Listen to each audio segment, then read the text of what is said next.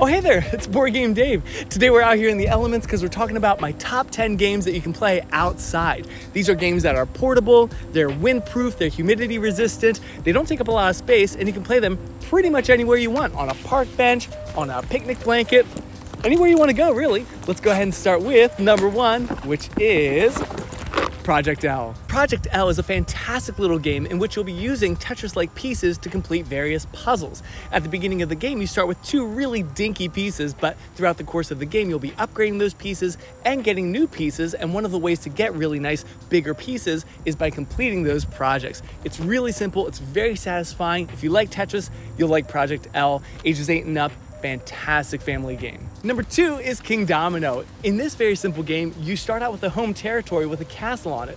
Over the course of the game though, you'll be drafting domino style tiles that have different terrain on them. So farms and fields and mountains and oceans and things like that, and you'll be adding them to your kingdom. At the end of the game, you just look at the total size of your terrain and multiply that by the number of crowns that you have in that terrain type. Really intuitive, very simple, it's a great family game. King Domino is highly recommended by me. Number 3 is Patchwork, a 2-player quilt making game. This game also has you playing tiles, but we call these polyominoes. They're like dominoes, but they kind of go in all sorts of different directions. Anyways, at the beginning of the game, you'll have a ring of 33 different patches or tiles, and you and your partner will take turns drafting those tiles and putting them on your board. Now, you have to spend buttons to acquire those tiles, but every time you pass a button icon on the time board, you get however many buttons you have on the patches on your quilt. Sounds kind of confusing, but it's very, very intuitive. It's very fun. At the end of the game, you lose 2 buttons for each unfilled space on your quilt, and then whoever has the most buttons wins. Designed by Uwe Rosenberg, this is an amazing game, perfect for a 2-player, very relaxing experience that you can take outside. Number 4 is Isle of Skye. This is a slightly bigger game, but it actually has a lot of similarities to King Domino. At the beginning of the game, you start with a little home tile that has a castle on it, and throughout the course of the game, you'll be adding tiles to your kingdom. Now, here's where it's really interesting though. So each round, each player is gonna get 3 tiles, and then you get to price each tile secretly however you want, okay? Then you reveal your tiles and the cost, and if another player wants to buy that tile from you, they can pay you the coins. But if no player wants a tile, then you have to pay whatever cost you assign to it. It's very, very interesting that way. So once you do that, you're gonna take those tiles, add them to your kingdom, and then there's all sorts of scoring criteria that might show up in the game. So the game might be looking for sheep or cows or farms or mountain ranges or oceans or lighthouses or boats, all sorts of different things. So each round you'll score different criteria, and then the player with the most points at the end wins. It's amazing, it's so clever. I love Isle of Skye. Number 5 is Bananagrams. This is a fantastic, super portable word game that consists of 144 tiles, each of them with exactly 1 letter on it. There's several different ways to play this game, but essentially you're gonna be using your letters to create words in a crosswords type arrangement, kind of like Scrabble, except with Bananagrams, it's all about speed and being done before everybody else. It's chaotic, it's a frenzy, it's super fun. Bananagrams is an awesome word game that's really great for the family. Number 6 is Sagrada. Now, there are some cards in Sagrada, but you only use 6 per game, and the rest of the components are big chunky player boards and tons of dice, so you should be okay unless it's super windy.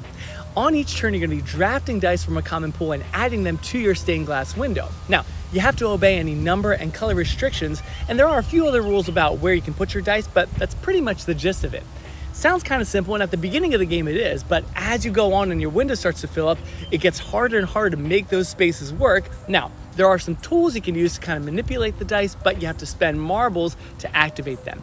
At the end of the game, you'll be scoring based on a whole bunch of public objectives, and also you have a private objective of collecting high-value dice of a certain color. So you'll add those points to your score. Each marble that you have left over adds a point, and each empty space loses you a point. At the end of the game, whoever has the most points wins. And finally, numbers 7 through 10 are the Azul games, okay? There are 4 games in this series. I just brought the first one out here today, and Azul games are perfect for playing outside because they're all about tiles, taking tiles and putting them in your personal board. Now, in the base game, you'll be collecting tiles from the factory display and using them to try to complete sets on the left-hand side of your board. As you complete each set, you get to move one of those tiles over to your permanent board, and you'll score 1 point for each tile you move that way, plus extra points if that tile is adjacent to other tiles. That's pretty much the premise of the base game Azul, and then the second and third and fourth games in the series kind of build upon those same concepts. The second one, Stained Glass of Sintra, and the third one, Summer Pavilion, are very similar to the base Azul, and then the fourth one, the most recent one called Queen's Garden, kind of really goes in a different direction, but still has a lot of those familiar elements. So the Azul games are fantastic, fun, abstract strategy games, great for the family, great for playing outside. I love the Azul games. And those are my top 10 games from my collection that I love to play outside. Now, there are some games that I don't own that I would also recommend for playing outdoors. One is Hive or Hive Pocket Edition. This is a 2-player game all about bugs where you're trying to use your tiles to surround the opponent's queen bee. Lots of fun. And the other one is Strike, which is a dice game all about chucking dice and trying to get pairs and sets. Really good games. Highly recommend both of those for a family game that you can play outside. In the comments, please let me know what's your favorite game to play outdoors. And in the meantime, I hope you have a wonderful week. Take care. Happy gaming. Get outdoors. See ya.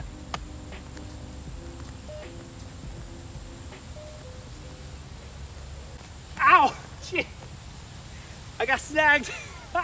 Oh, hey there, it's BoardGameDave. Oh, hey there, it's BoardGameDave. Oh, hey, it's BoardGameDave. Oh, hey, it's BoardGameDave. Oh, hey, it's BoardGameDave. Oh, hey there, it's BoardGameDave. Oh, hey, it's BoardGameDave. Oh, hey, it's BoardGameDave. Oh, hey, it's BoardGameDave. Oh, hey there, it's BoardGameDave. Oh, hey there, it's BoardGameDave. Oh, hey there, it's BoardGameDave. Oh, hey there, it's BoardGameDave.